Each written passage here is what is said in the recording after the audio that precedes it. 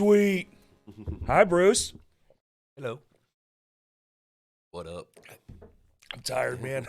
This was a long night last night. I heard y'all had a long night too. Yeah, everything started a bit later, and ended later, and then a lot of hanging out because we don't get to see. We only get to see for people we've hung out with or knew going back to like freaking middle school, Southwest Junior High and buddies like coming out. That one of our good friends, Brian Anderson, he was out on our first tour ever. And it was just the five of us in like '91 driving up the East Coast. And now you're hanging out at Rev Room on it's like 2 a.m. in the back of your mind. You're like, yeah. getting a Well, little late. I ended up getting at some point I was like, I just broke down. I was like, I just need a Red Bull. So I just and I don't drink those typically. Oh, so they actually work on you. Yeah. I mean, I guess so. I mean, I can have coffee pretty late in the evening and still go to sleep. But I guess so. A little bit of something. Some little caffeine jolt before we play. It helps. Because it's nice when you can go on before 10:30. But last night was not one of those nights. But everybody that played did great, and it was. I don't know. Do you need a preface? What's the show we're talking about? It was for a friend, right? It was a memorial benefit show for Les Ming, who was the singer guitar player for the band Scream. Right. And I think they were active around like 1980. 85 to 88 or maybe 84 to 87, that time period or whatever, so early, but like a lot of those one of the only heavy metal actual heavy metal bands for that time period. There were a few others like Onyx and back in the day, and some other for Arkansas Little Rock bands. Yeah. But Scream had its own thing. They were always writing their own songs, and they were the heaviest. And we were fortunate enough because Darren DJ, our original vocalist, we weren't a band at the time. We were just kids hanging out. Right. And he was like, "Oh, my cousin's got this band," and we all lived in the same neighborhood, Broadmoor, in Little Rock, which is like 2 miles from here. It's not far at all. And Broadmoor and Western Hills, we were all like, the hood kids going to school and stuff. I didn't even know what a preppy kid was until I went to high school. I was just like, why are people wearing khakis? Yeah. I don't understand. Where's your denim at, sir? Yeah, it was very strange, and it was like a whole new world. I mean, it was, you're just isolated. They send all the hood kids to Southwest in Southwest Little Rock. Yeah. And went to Cloverdale Elementary myself. There you go. Yeah. And then I ended up going to Central for high school, and it was just like, oh well, there's other types of people, and like people like I like the Grateful Dead. I was like, really? Really? I still to this day, it's like I don't. It's just a jam band. I don't understand the Grateful Dead. I was like, their guitars aren't distorted. Yeah. How is this a thing?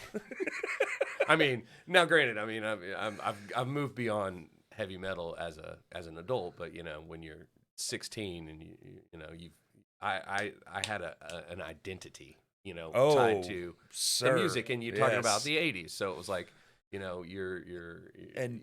were a metal kid or a punk kid, and back then those didn't mix. And you're part of the generation that was really starting to push that needle into the heavier, because you had hair metal.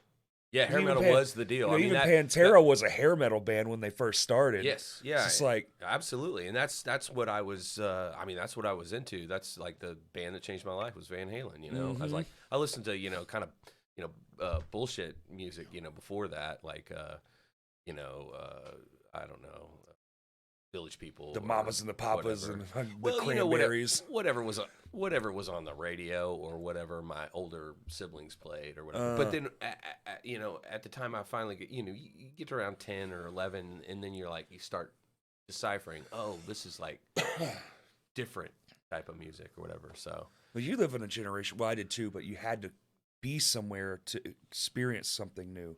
There was no internet. yeah, You didn't just go to, unless your dad was taking you to like a record store or something. You're not right, really right, going to find anything. yeah, It's like you have to kind of stumble into it, hmm, and then you just go, "Oh my god!" It just it changes you forever. yeah. I No, it changed me. I mean, I was just like it totally, my entire, you know, personality became, aligned with like what I listened Yeah, to and the absolutely. people I was attracted to. I met DJ and Lance, in seventh grade because they were wearing Ozzy and Black The Sabbath energy is shirts. just you just It was just yep. like, oh well, these are my people. Right, right. These are things you don't think about until later on or whatever. But Oh, it's looking kind of back is wild. yeah. It's like luck. I was talking to somebody else. They're like, it's crazy. You guys are still doing this at this level after 30 something years. I was just like, yeah, who knew? I mean, it's like It's mind blowing. being able to connect with, dudes in my neighborhood that become as talented as Lance and then meeting up with Jason Truby and, writing music. And then even after Jason, left the band, it's like, oh, well, cool. We get to have Rocky Gray as our guitar player. You just keep meeting top notch musicians. Just, I mean, it's just, yeah. I mean, I always say this. Everybody in my band is way better musically than I am or could ever be. I mean, they're all like, I've been super lucky. I like to think the same. Yeah, yeah. It's But like surround yourself with like minded folks who are Yeah. talented than you. Right. But last night was a benefit. Les passed away right. last year, and his anyways the DJ's cousin Drew Allen put together this benefit because he was the drummer for Les's band, and he was the guy who had the house with the basement we would go to when we were like 13, 14 years old. Just watching these dudes play, and we're just like, oh, what's he playing? What kind of guitar is that? Uh-huh. And it was just like, oh, these guys have like real instruments and stuff like that. And it was just kind of like this whole precursor to like, Dude, it's a Gibson. It's a Gibson. You tag your buddies. well, yeah. And it wasn't like, oh, this is a, like, cause you go back then, you would go to Barton Coliseum to see a band. Right. And that's like, that's like a whole like, I mean, it might as well be another dimension. Yeah. Okay. Cause I'm going to see, back then, you'd just go see everybody because it was just like, who came to Arkansas? Rat, Foreigner. Kind of all of it. I mean, Bon Jovi. I mean, Motley Crue. You look at the old stats for Barton, and it's like they don't come here now. No, They've gotten so big they yeah. can't tour here anymore. Right. The market is off. Yeah. Well, I mean, I don't know if Barton even has shows anymore because it all. I goes think it's to like a rare, super rare thing. I heard they still do it, but it's not anything you would. It's like Right. country and stuff. Right. Yeah. And so like going to those shows, it was like, okay, you might as well be watching aliens on stage, but then flip it around, and then you're in the basement of a dude's house, and like these guys have all the same instruments, and they're playing just as well, Right. and they're just killing it, and it's just like You're speaking my soul right now with like, that. and you're kind of like, that's what I'm saying. Like as a kid, it's like that's the door that opens in your mind. It's like, oh, I could do that. Uh-huh. Maybe someday. And then I got older, and I go, all my favorite musicians are people I know. They're all people I've been able to like either attach myself to Sure, or meet or in the running. And Yeah. I don't necessarily. There's still a handful of bands I'll go watch that are in that the big leagues, but Yeah. not that many. I get to Yeah. watch all my friends play, and they're Right. absolutely god tier musicians. And I'm like, Yeah. that's yeah. dope. And then we have a beer afterwards. Yeah. Way Yeah. more fun. Exactly. Yeah. Exactly. So, anyways, that was last night, and it all in all, I think it went really well. And the guys that played Scream, the guys that played with Les, were also playing, and I mean, I got to see, Drew play drums on these songs that I hadn't heard in 35 years, 40 That's years in that basement because they weren't a band very long. We saw a couple live shows that they did, like they played a live show at Rick's Armory and the Annex. If you remember the Annex, Robbo used to run. I've the heard of it. Annex. I never It was like a legendary thing, experience like it. just down on Asher. That's so wild. Across from the Ritz Motel. sketch. Yeah, for sure. You know, and but you know, we were going down there at 15, 16, just watching the shows, and it was just like it was these are really really strong memories. So, Oh, they always stick. They always stick with you but they played last night and they killed it. They after sounded 30 incredible. something years. And my wife was with me. That's so wild. Yeah, and my wife was with me, and she's just like, so they're not playing like other people's music, but this sounds just as good as anything you would have heard, you know, back Right. in the day. I don't know what you thought about it, Kurt. Like as far as musically, I mean, if you Yeah. think of the, you know, like that time period and you know, 80, you know, late 80s, you know, like metal, hard rock. It was just like like your wife said, it sounds careful. I got it. Oh yeah. it's up there with all the bands that you know of. from Yeah, that era. Like, yeah. It sounds Yeah, I mean, with their own spin, but you know. Sure. Yeah. Anyways, yeah. So they were good, and then Monkey Thumb played. I had never heard them before, but they sounded cool too. So, Yeah, they crush live. They got a good live show. Good energy. yeah. Good energy in the room. Yeah. It's Awesome. 6 it had to go so late. Ours went late too, but it was just the stragglers, you know. So you Yeah. work, and then you're just like, Yeah. you know, When twiddling are you your gonna leave? thumbs, like, please God, I Oh, have they to were sweep the floor. Oh, they were kicking us out too, for sure. As we don't do that. We're too like, I get it, because it's like I was saying before we started. There's a new wave of youngsters, Mhm. and they absolutely love being there. So I don't want to be that guy Mhm. that was me at some point. Yeah. Of Because course. they all used to be rude and kind of shitty, and Yeah. they weren't great. Scottish Brian kicking everybody out.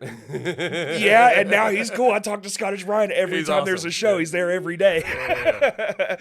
Yeah. You know, and it's just like, I don't want to be that thing, because that used to make me so upset. Like, I just want to see the T-shirts and do the thing, and it's just like, I'm seeing me 20 years ago, Yeah. you know, at a Living Sacrifice show, Mhm. and going, come on, man, just one more, you know. Yeah. But now I get it. Now I'm like, yeah, they just wanted to go home. They're all 40. They just like, they don't want to be here really. They've seen all the bands. Yeah. But yeah, that's good. That's a good attitude to have. You've got patience and kindness for all that. So are there younger bands playing now? Oh, Because yes. this is the thing I hear about is like nobody's like forming bands anymore, or there's like no bands. I mean, granted, I live in Nashville, so everybody's in a band. Yeah. So it's not the same there. Throw a rock, hit a musician. Yeah. 100%, absolutely. And it's really, I mean, it's such night and day from that scene, and it's definitely not all country. There's like literally like where we live. There's, I mean, I could name 5 or 6 smallish venues where there's stuff happening every night within See, like we have you know, maybe 3 6 total 3 across the miles. whole, Yeah. you know, greater Little Rock area. yeah. And then, of course, there's now Fayetteville, which is, Yeah. you know, Nashville light. It's the way it wants to be. I haven't, What- I haven't it's been there in good. years. Yeah. You know, they have a lot of venues. They have more than we do by far. Having a lot of, you know, bars that have gigs, and it's every night. Yeah. Just something about here. I don't really know why, but it just kind of is what it is. And now you're more apt to have a better local show than you will a touring show. Interesting. So it really has turned into this community thing. And like every shirt behind you, all those are local bands that are small, that are new. Oh, They're sweet. all, minus Wake, of course, but they're all doing it. One of my favorite right there, that handmade one, Zash, they are absolutely vicious, and they're hungry for it. They've already done tours. I think they've been around maybe 2 years, and they are just Nice. absolutely killing it. Their music Awesome. is, you watch them now because, you know, kids have access so much more than we did. I've got to plug this in, or I will forget. Do it. We discuss this. So Zashed. I love seeing like new stuff, and because I just Zashed band. Yeah, there you Yep. go. Because They are something else, man. Quite a treat. I feel like everything is more computer driven musically, Yeah. or you know, or Right. hip hop and rap, which is that's fine. It's just not my world and not my thing. So I'm always drawn to live instruments and Yeah. guitars. I'm an analog child myself. I just something about it. You can't beat it in my mind. Well, the guitar is just like always fascinated me, and like just even owning one and just having these things which I call, basically, depending on how they're made or what they are, pieces of art or works of art, with just how they're painted, how they're put together, and all that. And my wife, who doesn't play an instrument or anything, feels the same way. She's like, "Oh, we need to put your guitars on the wall." Oh yeah. And I'm like, "Oh, you want to do that?" Like, okay, sweet, awesome, cool. Yeah, you run out and like get all this stuff. I'm like, yes. The young kid in me loves it. Oh, I have all my guitars on display in my home. Oh, I have it. My dad's, mine. Sometimes like friends will leave one. I'll just be like, doop, stick that on the wall. Awesome. Good stuff. That's cool that you got to play with that show last night. That has to be some real full circle definitely thing. Definitely. Like, you think about young you and then you now, and it's just like, wow, the story between those two moments is insane. Yeah. Yeah, we all talk about how strange it is that we can go and play places like Furnace Fest, because we don't even play that often, and maybe 5 times a year. I mean, it's not even any type of career for any of us. Thankfully, we all have our own jobs. Well, you're a legacy band now. But we get to do it because we enjoy it, and we love it, and we like each other's company. We like hanging. That's a huge one. And it is huge. And it's like, after, I mean, this is the same guys since 1998.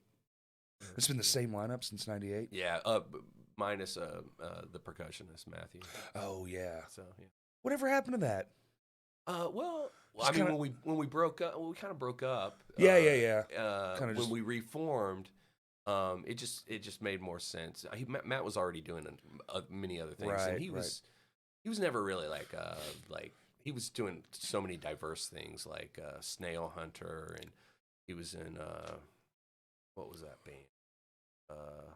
Band on Militia Group.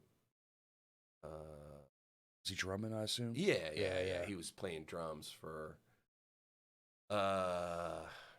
Jeez, I'm an idiot. No. You have too many things in your Kurt, brain. Give me some help here. Who did Matt play with? He's played with Jonathan Ford in freaking instrumental band. An instrumental band. That's cool. Anyways, he was playing That's other brave. stuff that was definitely not metal. Right. And so when we got back together, I'm having the 50-year-old brain fart moment. I know like all the bands he was in. There you go. We got the power of the world right there. You could just text him, "Hey, what's the name of that band you were in?" Most recently, Unwed Sailor. Unwed Sailor, of course.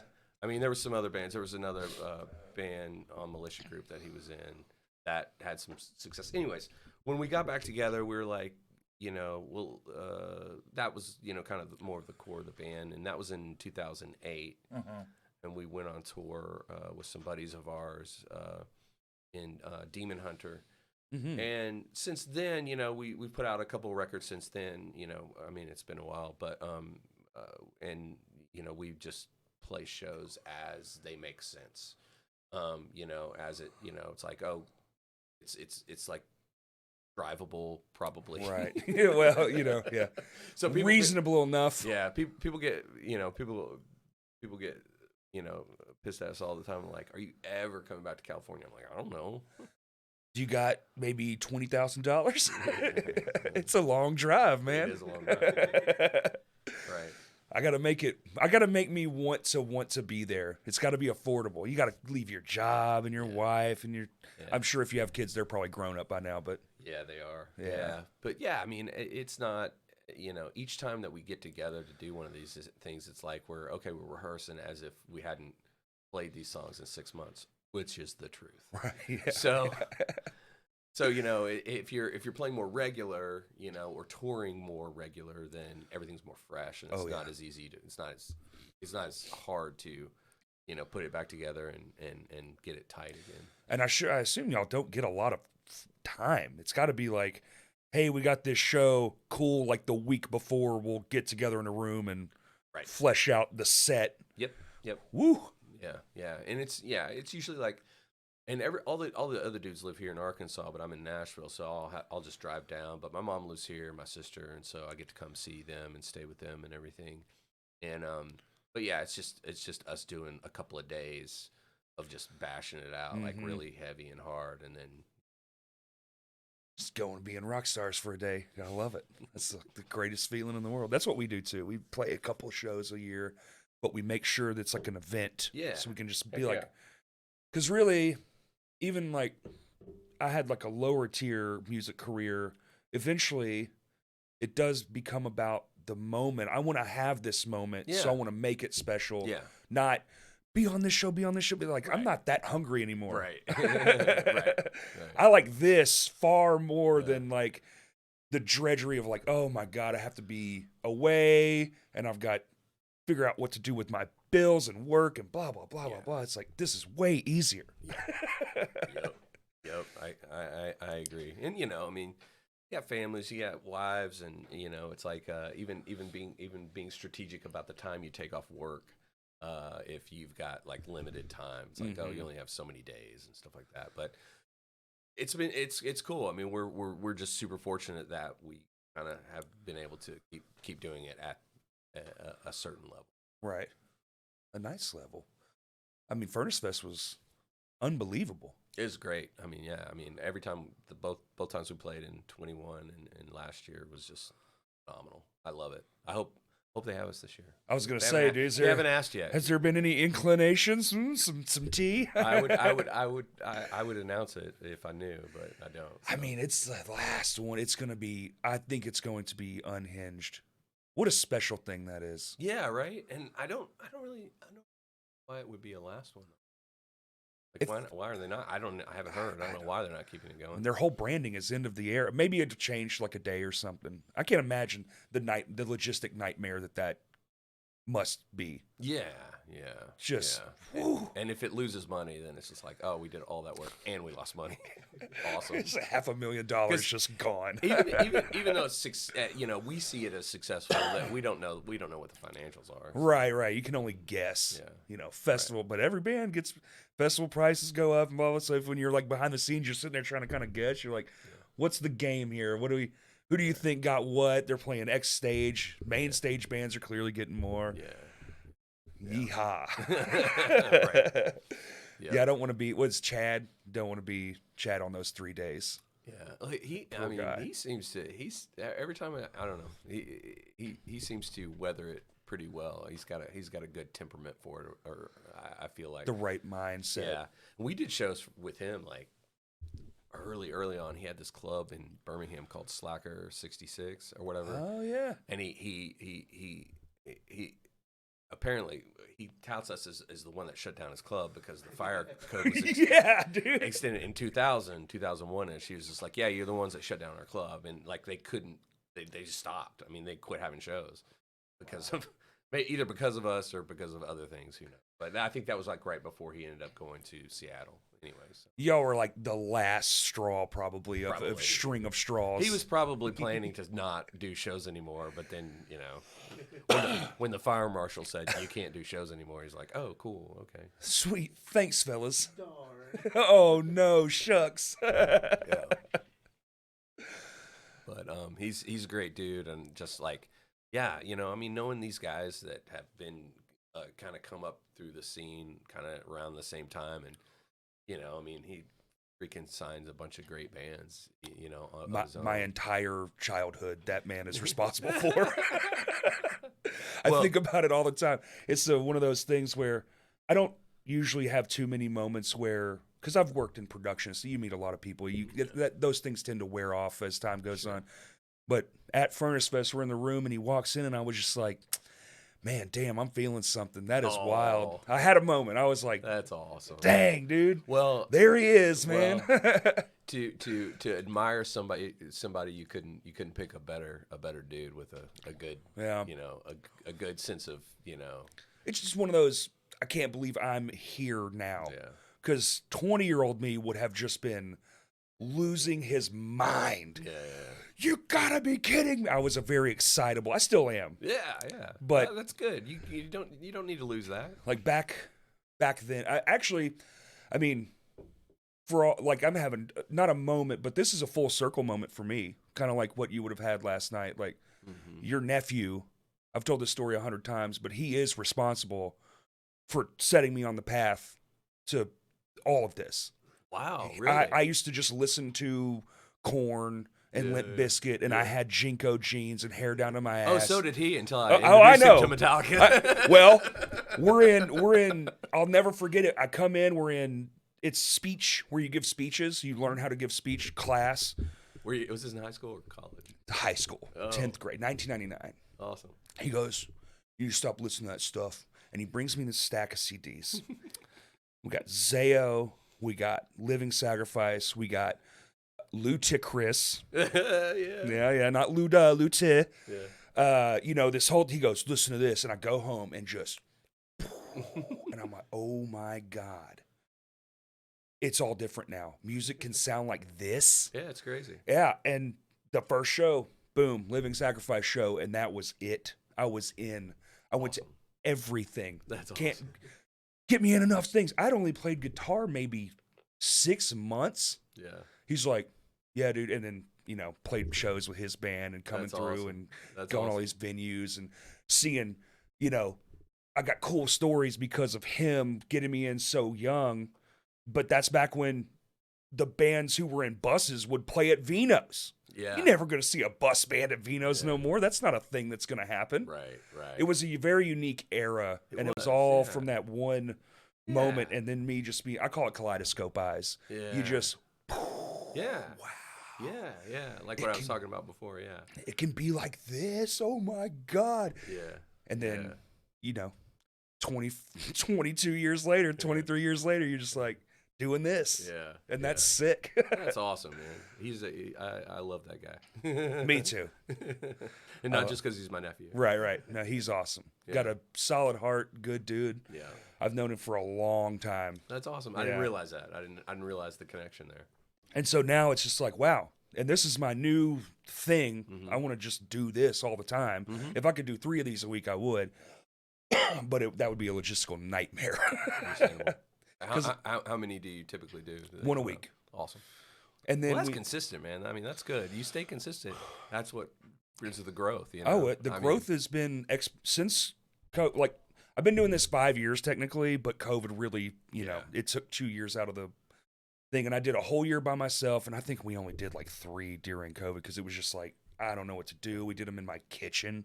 It was very strange, and then right as soon as it was over, Kurt was like, "Let's just dive head first into this," and I was like, "Yes, please!" And we keep each other on a string, and this is 56 straight. Probably just ever since episode 99. Oh yeah, episode 99 was the comeback episode. So what are we 175? This will be. Oh, cool, awesome. So there you go, 76 straight episode every week. I didn't even think about that. That's crazy. I mean, that's great. That's a killer consistency, and it's like, I mean, I'm sure you've got like a wish list of some people. Oh, for sure. To get in here or whatever. I have this I'm a very grandiose in my own head. I think I want to talk to Jonathan Davis, but I also want to talk to the drummer from Zash. Like, I want to do all of it. Why can't you do that? Nobody says you can't. It's 2024. You can do whatever you want. The internet exists. Just go out there and do it. Yeah. And the power of the ask is incredible. Yeah. Yeah, for sure. 100%. Just ask. Yeah. Absolutely. And what's wild is most people actually say yes. Yeah. It's like, dude, I'll come chill with you. Well, I think, I'm glad it worked out this time or whatever, because I know we've been talking about doing it for a long time. Absolutely. Yeah. I knew it would. You got to just cross paths enough times. Yeah. For sure. Shake enough hands, do enough things. But, oh, there he is. You stay in each other's head. Okay, cool. I would love to have Joe on here. That's like one of my, I think I could do it this year maybe if he's at Furnace Fest. Joe Munston. Oh, yeah. Great guy. Because that's one of the bands I first saw. He was another one of those. I saw Beloved in an empty movie theater with 15 people. Yeah. They hadn't even put out anything yet. Yeah. They were babies. Yeah. We all were. Yeah. But it was just like, whoa, dude, you sing and you scream drumming. Yeah. Yeah, we toured with those guys pretty heavy right around the time that they were going to get signed or about to get signed. Yeah. And stuff. I think they might have had like a demo or an EP out. I think it was or something like that. Yeah. And I remember Roy from Solid State going to check them out at one point. I want to say it was like in Birmingham, or might have been at one of the early Furnace Fests. I'm not sure.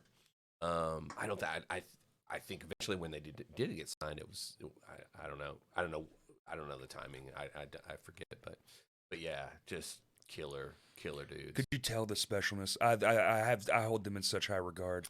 Yeah, no, But absolutely. you being there, They were I always felt like when the album came out, I felt like that's when everything kind of gelled and like they really like their level just came up so much because so fast. before the album came out, it was definitely more sort of technical and left of center, Yes. and everything, and a bit chaotic, and it was kind of like and I sometimes when you see stuff live, you're like, oh, I didn't expect that. I don't know, I'm not sure how I feel about it, but then if it works on the record. And you hear the transition, like it's supposed to be played or whatever, then it's like, oh, okay, now I get it, or whatever. But I think they were still like working on stuff and writing songs and things like that. It's just, also shocking that they just put out the one album. And it's forever. Yeah. Like, it's so good. Yeah. I have the documentary. I'll go back and just watch it, and I'm like, why the one? I know it was the whole thing, and being in a band is hard, and but they were so advanced for the time. If you go back and listen to everything else, you're just So like, what good. they were doing So was. good. You didn't hear what they were doing again until like another 5 or 6 years later, when bands really started injecting those tones and things and those riff styles into their music. Yes, very unique. God, super unique for the time. Yeah. Like, right. Absolutely. wow. Yeah, I agree. That's cool, man. And you got to just be torn around with them going, well, this is something. This is something. Yeah. Yeah, I mean, so I've had these experiences with, because I'm old, and with not only those guys, but with Zayo and with Ludacris and all these bands that just, and Under Oath, that just morphed into something way different and way beyond, and something I wouldn't like when I recognize. I'm like, we just had fun. We had a good time together. They're like good dudes, and they were all. But the one thing that they all had in common is they worked their asses off. Mm-hmm. And like they figured out a way to get on the show. Like, none of us had booking agents back then. It was just a network of dudes. Like, you got this guy's phone number? Yeah, can you play this? Can we get on this show, or can we find a place to play during this time period? Oh, who can play it? Oh, so-and-so. Oh, why don't they just play the next 4 or 5 shows with you? And then it's a tour. Wow. And so, yeah. So, I mean, yeah, all of those bands were, like, I remember playing with them before all of their first album. That's like, why. Well, Under Oath opened for us in Tampa before they were putting out demos or something, And they were just this death metal band with this. Yeah. Were you at the show? And then they played like, and even that, like, we had this whole 13-year career, and then we're kind of calling it quits in 2003. They came and played the second night of our show in Little Rock. I don't know if you were at that one or not. Oh yes, but absolutely I was. Because the first night was Demon Hunter, Extol, Uses Fire, Corey's band at the time, and Agony Scene, which was, think about that lineup. Agony Scene. Wow. That was kind of a stacked lineup just at Vino's. Yeah, Final show. So we added a second night, and we're like, oh, who can we get to play? Oh, let's have Under Oath play. There's not. We did a poster for the first night. We didn't do a poster for the second night. So bad on me, but like that was before Changing of Times came out. Yeah. Oh yeah, 2003. Yeah. And I remember doing shows with them. They're like, oh, what we're changing our style, our direction, and they're like kind of explaining kinda what they're trying to talking do, and I'm just like, oh, We're that gonna sounds kick like, our singer out, like, but don't tell him yet. no, it wasn't even at that point yet. It was just like, but what they were describing to me, I was just thinking, and I might even voiced it because I was just like a kind of a, you know, Die Hard. well, I was probably a little, you know, a jaded curmudgeon at 31 years old, you know, and kind of just like, why would you do that? Whatever, kid. That's dumb. Yeah, pretty much. You know, something along those lines, but only in jest. I would never be a dick to somebody Right. on purpose. You've only ever been nice to me. Not on purpose, just Right. only inadvertently am I an asshole. I'm just hungry. I was walking to get food. I'm sorry I ignored you. You know. Yeah. But they would explain this stuff to me. I was like, yeah, well, good luck with that, kid. You know, and it's just like, oh, cool. They just put out a, you know, groundbreaking album. And changed everything for it. I remember, so like there was, you know, the Dallas death metal-y stuff, and then they do the. Oh yeah, there's another you can band, see Embodiment, playing with those guys before Dude, they ever had a Embodiment. record. Oh my God, Embodiment live was so good. They blew me away. That was a band that blew us away. But that was Full-grown man pulling out a tambourine in a metal show and making you want to go buy a tambourine is some next level awesomeness. No, I'm talking about early Embodiment. There were no tambourines involved. Oh, that's probably before my time. Before Sean, yeah. But yeah, seeing those, but that was more in our wheelhouse of like death metal, you know, and just extreme metal. And even to this day, it's like, you know, well, any other project they put out, the Famine or whatever, was just like freaking Andy, that guitar player, sick. And so many of y'all lasted so long, still. Right? Like all those bands you're talking about, they're still going to some. Yeah, some of them, not to some aspect. not Embodiment, but yeah. That'd be sick if they would. Yeah. Oh, yeah, sick. Just saying, you know, Furnace Fest is king of bringing bands back together Right. for a day. I heard that. I heard that.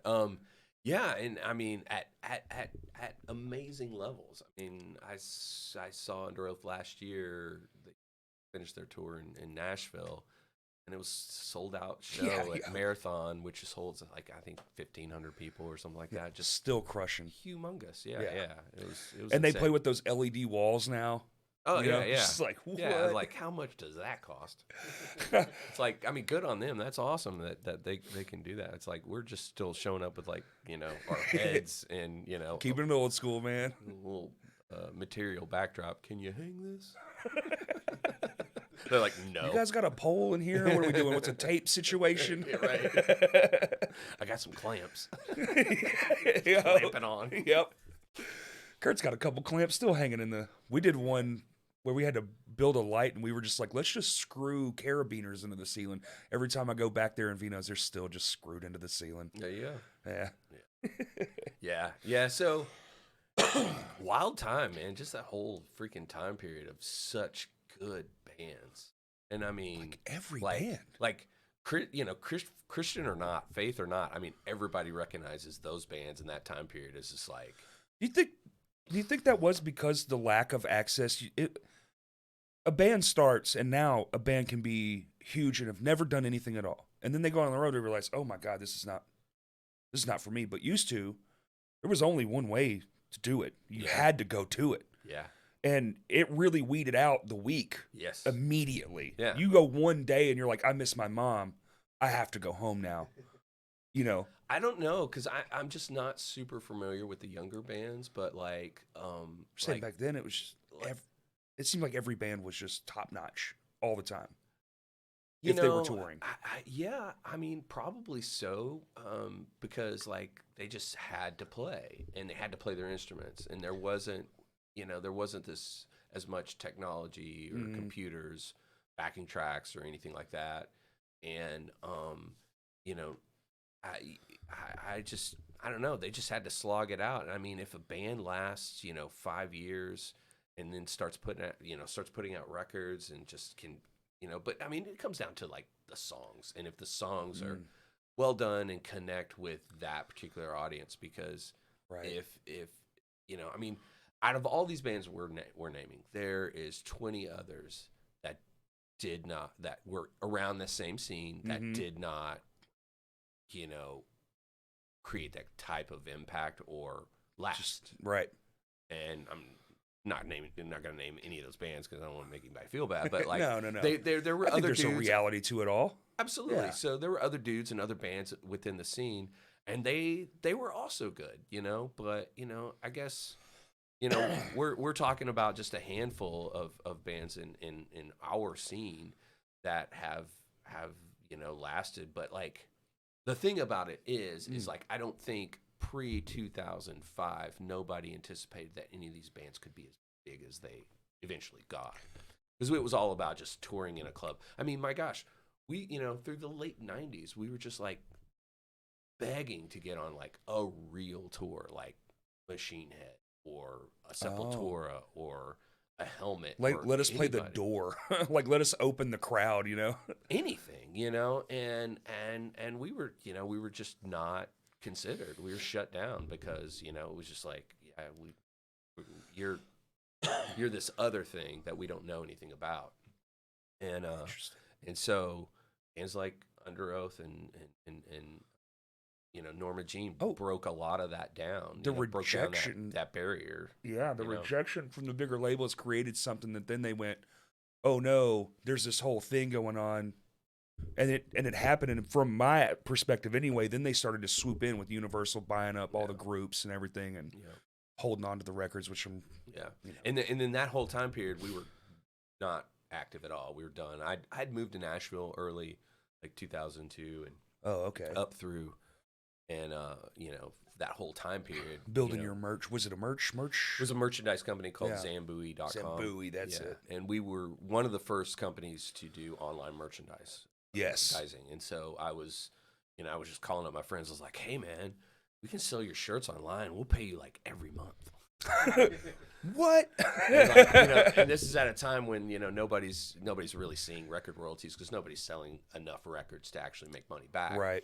And everything. So it was crazy. It was like, you know, they weren't massive checks, but it's like I would, you know, we'd send money, you know, $500 to $1,000 a month to some of these bands that were friends of mine, and you know, and it was just like a new thing in the early 2000s. Now everybody's got a web store. It's all different now, but. Oh, yeah. Now you just go online, spend 30 minutes, and boom, a whole merch store attached to your YouTube channel. Yeah. It's much easier now. It was just groundbreaking. Well, the one of our partners in the company was a programmer who built back end and to create, you know, to power the, you know, the e-commerce site, and he created the shopping cart from scratch on MySQL or some programming language that I don't know. I don't know anything about. I was always more client front facing, you know, trying to go secure the business and then, you know, figure out the logistics and stuff like that. Well, I mean, I did everything. I ordered T-shirts. I found vendors. I set up entire Hot Topic accounts for some of our artists and stuff like that, or artists and / charities for a long time. We ran To Write Love on Our Arms e-com for about 8 years. Kidding. And that was a huge thing. That was a huge thing. And I think they're still pretty consistent with their mission and what they're doing now. It's just you don't see it as much anymore for some. Oh yeah, I didn't even know it was still a thing. Yeah. That's awesome. Yeah, they had a booth at Furnace Fest. I see them at other festivals. They did? Yep. Oh man, I'm blind. I feel bad. I totally would have stopped. Well, maybe not this year, but they have They definitely did in 21, maybe 22. Maybe not last year, but I saw them. I saw the booth at Bourbon and Beyond in That's Louisville. cool. I did not know they were still going. That's awesome. That was a huge thing. Everybody had one of their shirts. Yeah, it was like, you saw their shirts more than any other band. Oh yeah, you go to Warped Tour, it's just like sea of people wearing those clothes for sure. To Write Love on Her Arms. How about, did y'all ever get to do a Warped Tour? No, you were gone for the whole thing.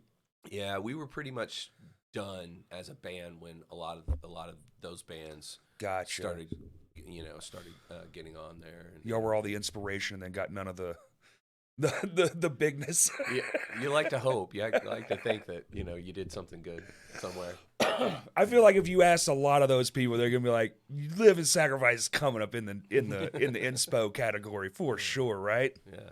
Well, we breaking down doors, and then he did it for merch too. That's cool. I didn't know that it was build it from scratch, do it. Because I definitely, like Sam Bowie, that was as good as those, remember those catalogs you used to get? Yeah. Searching for your favorite band shirt, and it's a little thumbnail like this. We made the catalogs too, and we'd send them out in orders, you know, to do additional promotion or whatever, and Right. discount codes and stuff like that. And we'd take photographs. We'd get all of our buddies and our employees to, you know, wear the stuff. And then we started doing back then. I don't know if you remember, but like early on, like the beginning of YouTube, we were doing like videos and interviewing bands, and then like going to the shows and filming the shows with like 3 cameras, and then like what do you call those microphones? Those The XY. the Oh, XY, yeah, yes. And we'd set those up by the soundboard, and that's how we would capture the sound. Brilliant. We had like amazing footage of like He Is Legend, Every Time I Die, and like all this stuff, and it's on a hard drive somewhere. It's like I want to get. You to could it somehow. break the internet with some of those. They were such great shows, and these guys these bands would come through Nashville and play at, you know, some of the venues there, and yeah, we'd have our screen printers, like they'd be screen printing, and they're like, hey, do you want to shoot this show? Like obviously we'll get you in, and you know. Everybody's a scene kid, you know, because they're working for us. You know, they're working for us, and they're like, yeah, I'll go to that show. I'll shoot it. You know, you just got to stand with a camera on your shoulder for. Well, they were small, but like this is pre-iPhone as well. So. Oh yeah. Pre everything. Yeah. Camera. What ended up happening though is like we couldn't afford the servers in the server space because it was expensive. Isn't that weird? Yeah. And so we had to make a choice. Do we want to sell T-shirts, or do we want to be like a content company? Oh, man. So we had to choose. I'm like, well, we make money off the T-shirts. Right. Same old story. That's this now. I think we've made more money doing shows. We have a Patreon, which is great, but we have definitely like shows and like T-shirt sales or koozies. We have some koozies. It's like, I mean, it pays for everything. We just bought this new camera. And that microphone set up for Kurt, because everyone wants a Kurt mic. We tried to get it done today, but we didn't do it. We were just asking you a question a minute ago, and you were not talking to the mic. Why right. not? We don't have it set up yet. We got it today. Oh, just got it today. Well, it's pretty. Oh yeah, these are that, but they have the pop filter, just to make it less cluttered. And this is we're running this with minimal knowledge. So like we set it up and we're like, oh, good, it works. Don't touch it. Like, oh, no, I didn't. This is the original Vino stage. You've played on top of this table. No way. 1,000,000 times, sir. Wow. This is, and you want to know what piece? And I guarantee you'll remember it. The piece in front of the drums, the trampoline piece, the one that made you go like this and the cymbals would start wonking around all the time. Yeah. That's this table. That's amazing. Yep. That is awesome, dude. In 2019. I freaking love that. And the bass is a one of one as well. So this entire thing is a completely original piece. Like at some point, like Arkansas music history happened right here. Yeah. And now this is kind of in part of me just wanting to do this. It's morphed into this thing where it's the history of it, new and old, is getting told on it also. Yeah. So I think at some point this just has to end up in like a museum somewhere, because this is just too cool. That's awesome. Yeah. Yeah. Have you talked to Rocky or anybody? Like, have So, you gotten him yet? Or? COVID screwed that up for me. Yeah. It was when remember when we came back for like a short stint and then we went back? Yeah. We were gonna do a Halloween episode with him because I know he's a massive horror fan. I'm good friends with Jimmy, who's LeCompte's brother. So I was like, dude, can we? He's like, yeah. He said he'd do it. It was like we had this whole idea, and he's got that man cave horror room. Yeah. So like, this is gonna be so sick. And then go back inside, like, dang! That sucks. But it'll happen again. Yeah. I would love to. Maybe this year. Maybe that's 2024. We can do the Halloween episode if y'all aren't playing somewhere. Yeah. Like Furnace Fest. Yeah. Come on. Well, I just realized I looked at the dates. It's in October this year. October 4th and 6th. Yeah, 4th, 5th, and 6th, I do believe. Well, it's in Birmingham, so I don't think the weather changes there too much. No worry about snow or nothing. I mean, there's a slight chance it's going to be a little bit cooler. Oh, at night for sure. At night. But you know, this last year was, I mean, it was great. I thought the weather was awesome. It was perfect weather. Yeah. I don't think it could have been any better.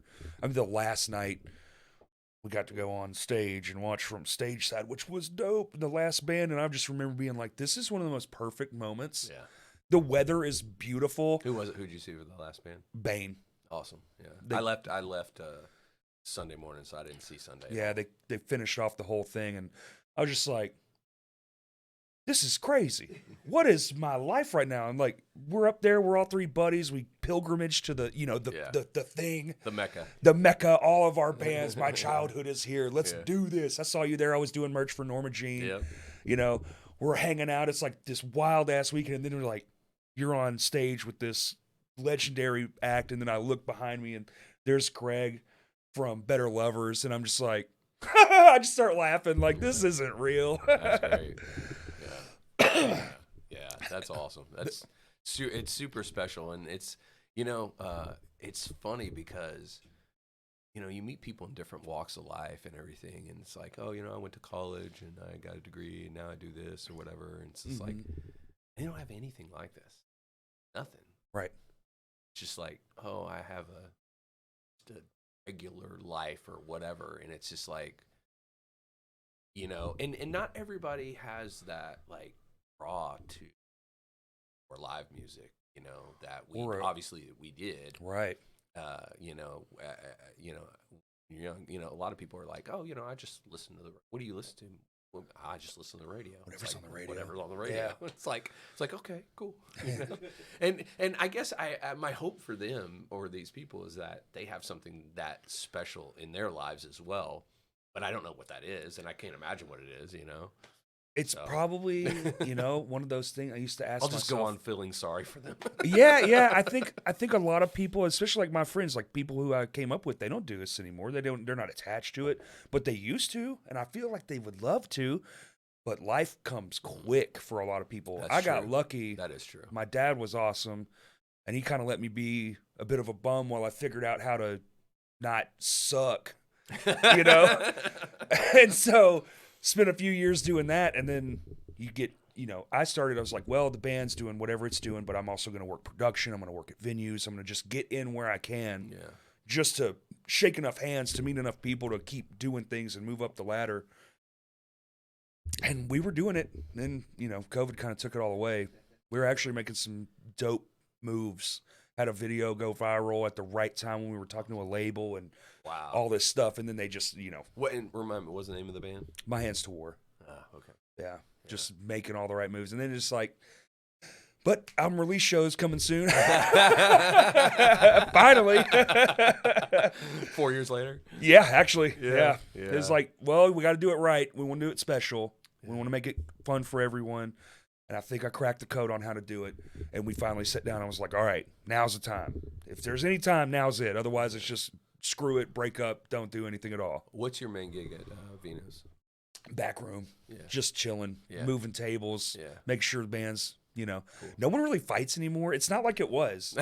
You know, it's just not. Like, They can't smoke. no, they can't smoke, which is wild. You can't even drink a beer and be an employee there anymore. Like, remember, you used to walk in, Fletcher would just have a beer on the thing, taking money. Get in there, kid. You can't even, can't even have a beer anymore. It's weird. After your shift, you can't. Oh, yeah, after your shift, Yeah. but you got to be like, can't be with people in the room and blah, blah, blah. It's like the whole thing. I'm like, dude. Interesting. So, like, You know, I used to work at Vino. yeah. Yeah. I was making pizzas for about a year, and it was while we were doing the band. It was like actually during the transition between DJ leaving and me starting. So right before Reborn, I remember we recorded our Reborn demos with Barry, and In Benton? Was that in Benton? No, it was in Stiff Station. Stiff on Station. Valmar. Okay. He had his studio behind the house. I just drove by it yesterday and showed my wife. I was like, that's where we recorded Reborn, 3 of our albums, like in that little garage that you can barely see peeking around the corner. It just looks like this dumpy garage, which it is, but you know, that was Barry's studio. And I remember recording the demos there and showing them to like Scottish Brian, and some of the other employees, Dave Jukes and stuff like that. And they're just like, oh wow, that's like they didn't know what to make of it. They're just like, they were like, I'm pretty sure this is good, but it's just like so beyond, the type of music that they would even listen to or whatever. I mean, they probably understood metal and thrash a little bit, but it was one of those things. And then they were familiar with us from playing there, though, of course. Well, and a very well produced record too. What's that? A very well produced record too. Which might have thrown them off. Your first couple. Well, yeah, probably so because But we recorded the demos with Barry just to get a feel because we've done 3 albums for REX Music, and we traveled each time. Like we had to travel to Pennsylvania, we had to travel to Iowa, we had to travel to Nashville. And I was like, man, it'd be awesome if we could record here. But the only studio I knew at the time was, Crystal Studios, and I wasn't like convinced that it was the right studio for us to do an actual album. Like it's still going. A release. I know, yeah. I used to live down the street from Crystal Studios. Yeah. That's wild. Well, we did our very, very first demo there in 1990. That's amazing. And it's on YouTube. Look it up. It's still there. But I had heard YouTube. A record or a demo that he did, that Barry did, and I was like, oh, the drums sound good. Yeah. Because that was the hardest thing back in the day when it was all analog. Right. Was to get the drums to sound good. And our first 3 albums were the first 2 were done on 2-inch tape. 2-inch analog tape. It was early 90s. It was. Yeah. And then it moved into the digital tape era with, ADATs and Elises and stuff like that. My first demo was made with ADAT machines. Yeah.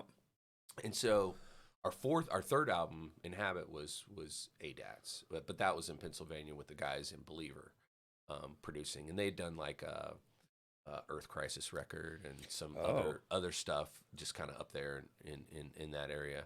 And I mean, it came out great.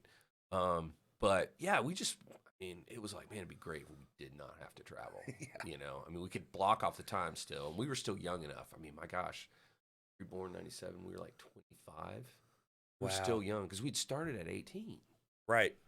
So, I mean, we're still very young when our 4th album. And that's so crazy, dude.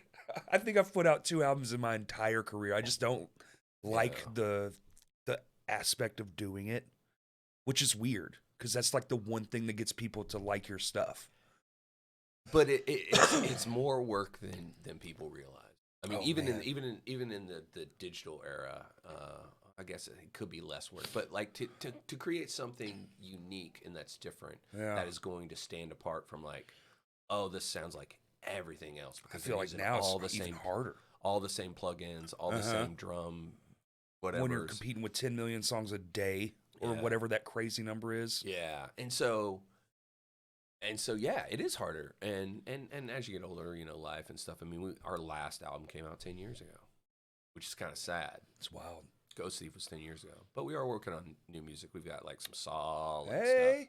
Rocky's killing it. He's got his home set up, so he's the one that's set up to like. Is he factually the happiest person in the universe?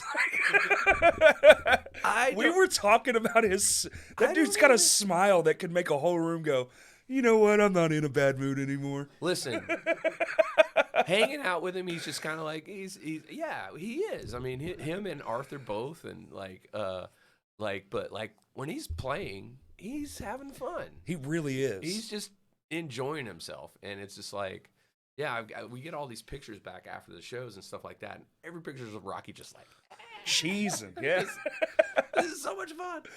Yeah, so I guess I don't know. He seems to be doing well. He's which is awesome. But I think we have more fun now than we ever did. I mean, because back in the day when we were for years. I mean, we from Reborn through 2002 before we just called it quits. I mean, we were on tour. I mean, we're just like, if this is gonna happen, this is how it's gonna. We have to just be out here and slog it out. And after about 4 years, solid years of that, I was like, you know, What year did the Hammering Process come out? When was that? 2000. 2000? Was that show? Do you remember y'all played in Bryant at a church? Yes, yeah. At TNT. Yes, yeah, I do. It was with As I Lay Dying, and they were nobodies, I do believe. Wasn't that the opening act for that show? If it was, I completely thought They were that they nothing. played that with us. Yeah. I mean, we would play shows with them in Texas a lot because they were. Yeah, it was then. Now They that I'm weren't thinking, based in Texas, but I don't know, for whatever reason we end up playing with them I think in they're Texas. guitar players from Texas. Yeah, Yeah. Nick. That's it. Yeah, but that's wild. If they played that, that's Pretty sure wild. they did, because I know that's where I saw them for the first time, and they were or whatever their 94 Hours or whatever that song, like that album, I think was coming out. Oh, I don't wow. think they had released it yet, so they were doing that like pre-hype Yeah. tour thing. That's cool. I want to say it was with y'all. That's or crazy. They were on that show, Okay, but cool. phenomenal show either way. Yeah. It was like, that's so weird that y'all played there and you're like touring all over, playing these wild, bigger venues, especially at that time. Because that, Well, I mean, yes and no. I mean, we were playing. We were still playing clubs. I mean, we were hitting all the same clubs that we had, clubs and coffee shops. I mean, there was definitely still a strong network of like Christian coffee shops and venues that were booking really? bands, all ages shows and stuff like that. Which is what TNT was. It was essentially like it was like a play center, like Christian hangout. It was like their youth building or whatever, and so. We just always played a mix of it. I mean, from our very first tour in '91, it was mainly clubs and just like churches here and there spread out. But yeah, I mean, the only time we were in significantly bigger venues is when we played with like bands like POD or Project A6 after they had put out big records. Yeah. But for the most part, you know, we were kind of within that, you know, 500 to 1,000 cap. See, in my mind, that's crazy big. I don't think I've ever put 500 people in a room with one of my shows. Yeah. We do 300 pretty consistent though, man. We're doing all right. I mean, I think we had 300 last night, and I was stoked. But it was definitely a mixed crowd of older people that were, there because of Les and Scream and stuff like that, and then friends and stuff like that. But yeah, I mean, back in the day, we held a few records until I think Juliana Theory broke them, and then Stupid Juliana Theory. And then the fire department shut stuff down. Always the fire department, man.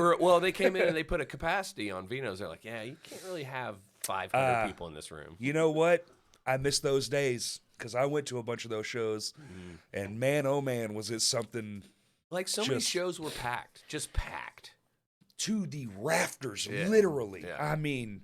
And you walk out there, everybody would be completely wet, drenched, and then the ground and the floor would be completely wet and drenched. Like a pool. And everybody smelled like smoke because you could smoked. Yeah, you could smoke in there. What a time to be alive, man. It was truly different. I mean, we'll still push it, but not to the limits that it used to just be unhinged. Sure. What's a sellout there right now? Well, so capacity is 175. Crazy. Which was a Tuesday back, that was kind of just. That's crazy. People didn't have nothing to do. And now it's like, I have seen hundreds of people in that room many times where you're just like, man, I wonder how many people were here. But I don't have, I didn't know Fletcher was still giving us the runaround back in those days. Yeah. No. Yeah. Well, I mean, I feel like I want to say, I could be wrong. Our highest show, well, that final show we did with Hunter in 2003, that was a sellout. It was around 5, almost 5 or 5 over 5 or whatever. But that was people. So they would let people come in and yes. go out and then stop and be like, okay, if people come out, you can go back in. But it was like it was like rotating. And they used to use the side door too. Yeah. They don't do that anymore. That's a no-no. Yeah, but that was just miserable and insane and not safe at all. Oh, the most unsafe thing in the world. That one fire, we're all Everybody's dead. dead. Everybody. Dead. There was only one exit. Yeah. So to hear once, I would have guessed I probably would have guessed 300 was the capacity or 250. You would think, right? Well, Yeah. so I think it would be at least 250, but the sound booth is still there. Yeah. The bar is bigger. Remember, the bar used to just be one thing. Yeah. They've added on to it. There's, and the stage is bigger now. We made it Oh. a foot more. Oh, okay. Yeah. Well, I guess I haven't been in there since they built the new. We did it in 2019. So 2018, like I said, there was like that fall off. Everybody knows. It's Yeah. kind of, Arkansas literally just died musically. And then it just, 2018, everything started kind of going up. And then on this podcast, Stan from Terminal Nation, we kind of made a joke about it. We were like, wouldn't that be something if somebody did that? And Trey, the backroom manager, heard it and was like, do you want to? And I was like, hell yeah. So we threw a big old show and raised all the funds and just did it ourselves. Awesome. Keep That's it great. DIY, man. Yeah. Heck They were yeah. like, why don't, the guy pay for it? And I was like, because he don't want to. But he's going to let us, and ain't nobody else going to do that. So Yeah. sometimes you just got to punk rock it. And but now it's way less flimsy. I built it myself. It's stationary. You can play a good show there now. That's awesome. If Sacrifice ever wanted to play it, I'm sure we'll play it again someday. someday. Yep. Maybe the new record, if y'all make a new record, Yeah. do a release show. Something. Yeah. That'd yeah. be sick. Well, I think how we're gonna run it is we'll probably release some songs here and there, and then enough to fit if get enough to fit on an EP and stuff like that, and do it that way. That's the thing now. Yeah, because full albums is it just takes a while, and I'm not saying we wouldn't do a full album at some point, but It takes a while, and I think just the longer we go, the more they just don't make sense. Yeah. The single, it's like we went back to the 50s. A single means more than a full record these days because you can get plays, endless plays. You put out one every month, people just keep coming back. Yeah. The algorithm. Yeah. I guess you're right. I need to look into that. It's I need to learn more about that. I try, and then I get into it, and I'll talk to the young kids because that's their game. Yeah. It's like I want to know, but Yeah. then they start talking, and I'm like, I hate everything you're saying. I don't want to do that shit. I hate That sounds everything you're saying. terrible. I just want to play music. What happened to that? Yeah.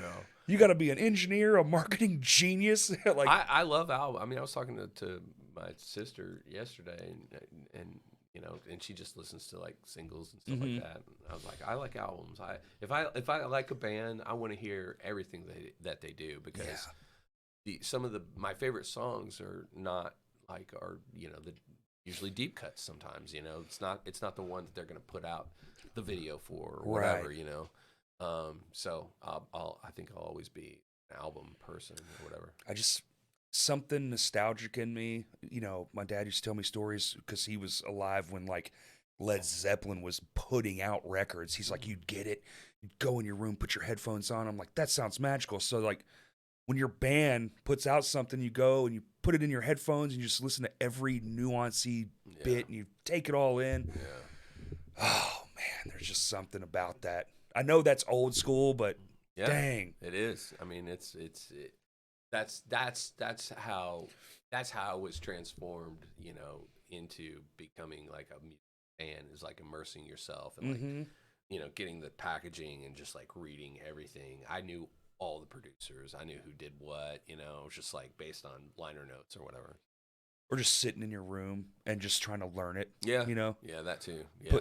Which yours was probably like move a needle, mine, or maybe cassettes. Because there's a lot of cassettes. Rewind, slow down, rewind, or whatever. And they had certain things where you could play cassettes a little slower, Oh yeah. than they were supposed to be. So yeah. Get the new hot record and just be like, put it in. Okay, 5. Yes. But well, I mean, the main way I learned stuff early on was like tablature and like Guitar Player and all the the magazines. the guitar magazines. In the back, they'd always have that one song or like the good riff of the song. Here's how you play it. No, they would have entire songs or whatever, and you just have to like figure it out and transpose it or whatever. Or, you know, I got pretty good at like reading tab and, you know, but you would read it in conjunction with listening to the song. So I was like, oh, well, this little squiggly line means that means a bend. Oh, a right. bend because you Yeah, can hear yeah. the bend and you see the lines like, oh, okay, cool. God, I that's what haven't that read a means. tab in so long. People used to ask us for tab for our songs. I was like, there's no way I'm going to spend that kind of time to I write it out. I used to get the books, and I, you know, this is way early on. You're learning like your favorite top 40 band first, of course. And it's just like, I can barely do this. I'm not good enough. I shouldn't even own these books. But then it got to like, now I don't mess with none of that. I'm like, YouTube exists. I'll just go watch like last night's video that Kurt's going to post, or a clip or y'all are going to post. Yeah. I could just go, well, I see him play the whole thing right here. Yeah, exactly. Yes. Yeah. Same. We do there's all these little jam shows in Nashville where, you know, it's just like all the different players. You know, a lot of those guys play down on Broadway in Nashville, and I mean, there's like hundreds of them. You know, and they're playing, you know, country songs and pop songs and rock songs and stuff like that, just whatever, because, you know, there's 1,000 honky tonks down there now. But then they'll also, and then there's a lot of people that live there, and so they put on these jam shows where it's like, oh, it's a theme, it's like grunge night, or it'll be like a metal night or whatever, and they pull all these musicians together to play to play a song or 2 or 3 songs like on a certain night, and so I'll do that, and I've got one coming up. The 23rd is a grunge night, and it's the theme of this show is like just the top, or the top 4, the big 4, you know, Alice in Chains, Soundgarden, Pearl Jam, Right. Nirvana. Right. It's just songs from those bands, but it'll be about 30 songs, but every song is completely different players. What? I don't know the people I'm playing with. Never met them. Y'all do it in real time at the show? Yeah, I mean, yeah, exactly. Everybody Holy learns the stuff. You smokes. play it like the record. If everybody has time, you get there early and run through the song. Okay. At a sound check, you get, you know, or whatever. But like, Holy moly. not everybody has the time or whatever. And so a lot of times you'll just end up on stage. You don't know these people. You're playing a song for the first time with people you don't know, but they're all professionals, right? Right. Like they all play these songs. Like some of them will play these songs all the time because they're already playing them. Oh, I see. Cover artists. Actually, probably not these songs because the stuff they like, if they play downtown, they're playing more hits and pop stuff. Sure. So this is more for fun. It's kind of like What an exercise, labor, though. love. But yeah. And so when I am going to learn these songs, I'm pulling up YouTube and I'm like, and I mean, there's like guys that are just phenomenal doing a guitar run through on whatever song it is. Yep. And it's like, oh, this is great. This is so much So easier much than easier. back in the day. And it would take me 5 hours Yeah. to learn a song. I could learn it in 5 minutes. Literally. Just by watching somebody. And that little scrub feature where you Yeah. can just Yeah. right back to For where you sure. were. Oh, amazing. Yeah, so those things are fun, and I get That's- to do I'm- like every now and then I'll post some of the videos. One of the last metal How ones often I do did. y'all doing this? They do them maybe 2 to 3 times a year, but I'll do the metal night and then I'll do like the grunge night. And it's 2 different, you know, groups of people doing Right. it, but you know, and they'll bring in people, you know, kind of like bigger, like Sure. people Sure. that like you know, Hailstorm will, you know, Lizzie Hale will be there and she'll sing some songs or do some stuff and everything. But the last one I did a Sepultura Arise, and I sang and played it and everything. And the metal ones are harder because you know, those songs are just more complicated or whatever. Right. The grunge ones are pretty freaking easy. Yeah. Yeah, Oh, I so- know these 4 chords Right. over and over again. Yeah, for Except sure. for Soundgarden. Soundgarden's its own thing, Yeah, that's true. for sure. They got that other guitarist doing all the cool stuff. Yeah. Yeah. Yeah. Just yeah. keep the rhythm. It's fine. Yeah. But But yeah, I do. I you know, I try to do it all the time. Do it there because Dude, I the wanna band see doesn't- this. The band doesn't get a chance to play. Well, you know, January 23rd. Oh, Come on God. up. 2 weeks, go to Nashville, get some Hattie B's. There you go. Watch some metal. Well, you know, that's not a bad idea. Yeah, There are worse things. Yeah, I text DJ about it all the time because he loves going out and seeing bands. And then some of the there's some other thing. There's one thing called the Rock and Roll Residency, and these guys are like players. You know, they're about my age, maybe a little bit younger, but they've been playing for years. And some of them are like the backup guys for like Gene Simmons band or Ace Frehley. Wow. One of them's playing guitar Holy crap. with Accept, the old German metal band Accept.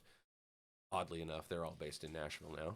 So what's not in Nashville right. now? I feel like that town has exploded. But they put on a thing, and they're playing everything from like old, like, you know, freaking, you know, Van Halen to, you know, shoot, I don't know. Something more modern. Not modern, no. No. It's all old. It's all It's old. like 70s rock and metal, Ooh. essentially. So it's like Sabbath, but like not always metal. Like some of it's like they'll do Fleetwood Mac. Oh, okay. I was trying to think of the name I Fleetwood see. Mac. That's Yeah. why I was like, again, 50-year-old brain fart. I can't think of. I have a hard time thinking myself, and I'm not 50. 40, Yeah. not 50. I gotta figure out how these whole brain gummies that make you remember things into your 50s and your 60s. Because Yeah. I'm already terrible at it. It starts when you're 40. You're basically like, you know, the guy in the movie. The guy, Oh, that's every podcast. the guy in the movie. Kurt, please, God, help me. Please, please. And he's like, no. And my phone's being used as like the backup. If this all fails, we got that. Yeah, Kurt, you Am I need supposed to start that? Oh, man. you need to Google stuff so we know what we're So talking about. it's in the works. We're actually, I think we've alluded to it a couple times. We're looking at a space. So we're trying to make it even more, legitimize the space and have This a is whole great, thing. man. Oh yeah, This is it's awesome. I mean, the idea was a venue. This was going to be curtains, but then we saw this beautiful piece that our friend made and was like, well, this has got to be the wall. And then we just threw some amps, and that's the merch wall behind you, and these are all Kurt's photos. Yeah. We need some more, but he refuses to frame any, so I'm just going to start thumbtacking him, I think. Hey, these are good. I like all of these. These look great. Yeah, he's a wizard with a camera. Yeah, he shot some of the best stuff from Furnace Fest. I feel like Yeah. that whole team was, because I got to, live vicariously through them, watching them work, and I was just like, y'all are madmen going in and like all these schematics. Who's got this band? Who's doing what? Running around like chickens with their heads cut off. Yeah, And they got every band. A whole team got every band. that's crazy. I helped film y'all set, actually. That was fun. Heck yeah. I was up at the soundboard. Like, Uh, I hope it's in focus. with Kurt or with that other crew? No, with Kurt. Okay. There was another crew that did it. Zach. I can't think of his last name. But they had about 4 cameras and they had a microphone. They were able to pull Smart. not a board feed, but like, What audio from most of the band? man, board audio is trash, dude. I It never never works. want to hear it ever. I'm like, just get you some whatever Yeah. XLRs, whatever, Yeah, some that mics, XY and just get field microphones. yes, get the sound of the room or wherever you're at, because that you're gonna get all the low end. But that's the and live tone. That yeah, is the exactly. room. Right. It's not what's coming through the board. It's what's coming out of the speakers. Yeah. So Yeah, spot mics are gross. Ugh. they did an incredible job. Anyways, they edited the whole thing, and we're gonna try to like put it out. Oh, do a stream whole it, thing. Ooh, Stream it sweet. at some point through our online store. Do y'all do that stuff? Do y'all be like, we should do a documentary, or we should do, because you've had such a career. Well, yeah, do people we just had, approach you, or we is had that a documentary come out right around COVID time, yeah. that David Lipke put together, and it was just 30 years of the band essentially, and he had started working on it 5 years prior because he was like thinking 25 years, but it ended up being 30 or whatever. Yeah. So we did stream that like a one-time event type thing for like $10 or whatever. And then the plan was to get the licensing of the music worked out, because a lot of the licensing still goes through Universal, because this particular part of Universal owns the Tooth and Nail back catalog, Solid State back catalog. Yeah. And so it's just a process to go through, and we just haven't done it yet. So I don't want to send that text, man. That seems like a hassle, dude. Dealing with a company that big seems like not fun. Yeah, I mean, I have been have been in contact with some people that I think can like help the process. Right. It's probably just like some kind of whatever fee we have to pay. Oh, to I see. You know, which to use sounds your own weird. music. That's to so get your own music, freaking yeah. jacked, man. Yeah. But you know, if we're gonna sell or you know, people are gonna pay to watch it. You know, that's just how the business works. It's like you have to pay somebody else to, you know, at the end to of the take money day, for it. yeah. It's great how they all get the money except the musician. Like, we get on my soapbox real quick. Yeah. Seems like the industry. Yeah. Well, we've had to pay all these people out. We got $18 and some barbecue, though. What a day. Yeah. But it needs to be out there. Anyways, That's true. David did a great job. Do you know David Lipke? I don't. Oh, okay. I should. Do you know him, Kurt? Oh, yeah, you should. He was there last night. He worked. We were Is he friends. local to Arkansas? Yeah, he's Little Rock guy. Cool. Yeah, so he used to film shows back in the day. You guys really should connect Should. Absolutely. because he has I would love that. archival footage of like all these like He was the guy back then. the 90s. Every band that came through the 90s that you guys might Which have was heard like about. every band. That you guys might have heard about or gone to see. I mean, he might have. He had a college show called Video Zoo on the public access UALR station. God. And like he was really good friends with the Ashtray Babyhead dudes. There you go. And Jeff and all them. He's got just tons of footage of those guys, tons of footage of us. And so from the very beginning, he was in college. He's the same age as us. So he was just like, hey, I'm doing this for college. I want to come shoot the show or do an interview or blah, blah, blah, or whatever. It's all like on a big, He was going to do like broadcast media or something. Oh, I mean, yeah. Or that was his television thing. media, And now he still does that. He does it for a company that does, they're here in town. They're on Main Street. They do the Bass Pro fish, not Bass Pro shops, but the fishing. The fishing show. Shows. Cool, and man. it's also the other guy. There's another band connection there for not 2 Minutes Hate, but an older guy that he basically they have a production company in Little Rock, but their main production stuff is the fishing stuff. Anyways, Dave works for them, so he's doing what he went to school for. But early on, he had that video show. I went to Memphis with him, and we interviewed Helmet on their bus, and I was the camera guy. And Dave was interviewing him and stuff like that, and he put it on his video channel or whatever, and he's got all that footage and stuff like that. Anyways, he approached us. Amazing. Oh, and he also worked with CT on Southern Slow Steel.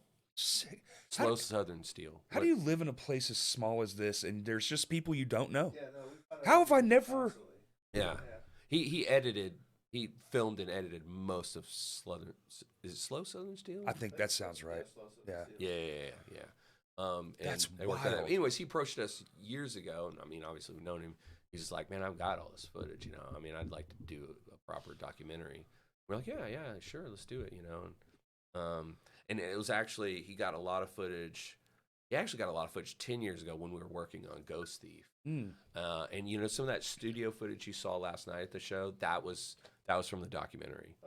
And we had featured part of the documentary was also featuring DJ's cousin Drew, who played last night, and Les Ming, and Les is in the documentary as well. So that's why they used some of that footage last night. Gotcha. At the memorial or the benefit. What, both? It's kind of both, right? Yeah, it was both. Yeah, yep. Yeah, and anyways, he'd be a great dude to interview. That would be amazing. Yeah. Holy crap. That blows my mind. It's so weird. It's like you think I've been doing this for 20-something years. You'd think I would just know most people. Or at least know like the name. Yeah, right. Yeah, there's constantly. But you just, names. somebody will be like, oh, you don't know this person? I'm like, yeah, but I'm more confused as to how and why I don't know this person. Yeah. He's good. He's a great dude too. He'd be a good hang, and somebody to. I mean, he's got stories. He's got stories out the wazoo. That's perfect. All right. I guess that's it. Man, thanks. Time flies in here. Thank Yeah. you. Holy crap. Oh, thank you. Was there anything we didn't cover? I think more the only thing I would want to know from a guy as tenured as you is Is there, because this, a lot of youngsters, watch this. Is there anything? The youngsters. They're youngsters now. I get to say it and mean it, and it's real. Yeah. Is there anything you'd impart on them just because you've had such a career that it's just like, all of it, everybody, you've seen all the stories. Yeah, well, I mean, there's a common thread that goes through everybody that is still doing it after 30 years or 20 years, if that's what you want to do, is play. Yeah. Just play anywhere and everywhere. Like we would play anywhere and everywhere early on.